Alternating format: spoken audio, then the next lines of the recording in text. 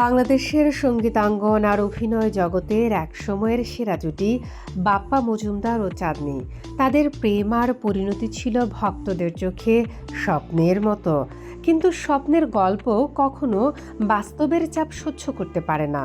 2018 সালের জানুয়ারিতে নিঃশব্দে শেষ হলো তাদের এক দশকের সংসার। পরিচয় থেকে প্রেম, যেখানে সবাই দেখছিল পারফেক্ট কাপল। শিল্প সংস্কৃতির ভেতরেই পরিচয়, বন্ধুত্ব আর প্রেম। 2008 সালে বিয়ে তাদেরকেই যেন বলেছিল এটাই সম্পূর্ণতা। কিন্তু জীবন কখনো কখনো ভিন্ন গল্প লিখে। বিচ্ছেদ যা কেউ কখনো ভাবেনি।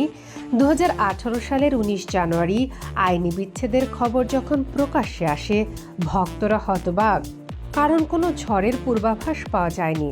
দুজনেই নীরব ছিলেন, আর এই নীরবতা থেকেই জন্ম নেয় হাজার প্রশ্ন। চাঁদনীর হৃদয়ের ভাঙাসুর। বহু বছর পর শাহরিয়ার নাজিম জয়ের টকশোতে চাঁদনী বলেন, সমস্যা কোথা থেকে হতো আমি বুঝতেই পারতাম না। তার কণ্ঠে ছিল বিভ্রান্তি, ছিল অব্যক্ত কষ্ট। একসময় অন্য একটি আলোচিত জুটির আংটি বদলের খবর তাকে ভেঙে দেয়। যদিও তিনি কারো নাম নেননি, তবে বোঝা যায় গভীর মানসিক আঘাতের ভেতর দিয়ে গেছেন তিনি। বাপ্পার নীরবতা সম্মানের সীমারেখা। বাপ্পা মজুমদার নিজের অবস্থানে ছিলেন সংযত। তিনি বারবার বলেছেন ব্যক্তিগত বিষয় প্রকাশ করতে চান না।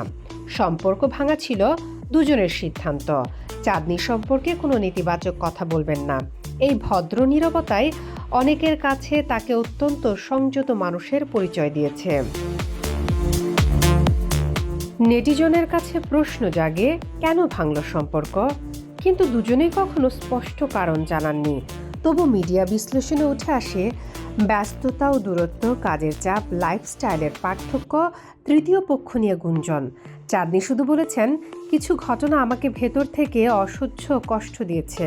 তারপরও তিনি কাউকে দোষ দেননি। সম্মান যা তারা শেষ দিন পর্যন্ত রেখেছেন আজও লক্ষ্য করা যায়। চাঁদনী কখনো বাপ্পাকে নিয়ে অপমানজনক কিছু বলেননি। বাপ্পাও চাঁদনীকে সম্মানের জায়গাতেই রাখেন। অতীতকে দুজনেই ব্যক্তিগত অধ্যায় হিসেবে দেখেন, এটাই পরিপক্কতার সৌন্দর্য। তারপরও সমালোচকরা প্রশ্ন রেখে যায়, কেন আজও এই বিচ্ছেদ? কারণ তারা ছিলেন ড্রিম কাপল। বিচ্ছেদ ছিল আকস্মিক, কোনো পরিষ্কার কারণ জানানো হয়নি। গল্পটার ভেতরে আছে প্রচুর মানবিক আবেগ। প্রতিটি সম্পর্কের ভেতর থাকে অদৃশ্য লড়াই, থাকে নীরব বেদনা।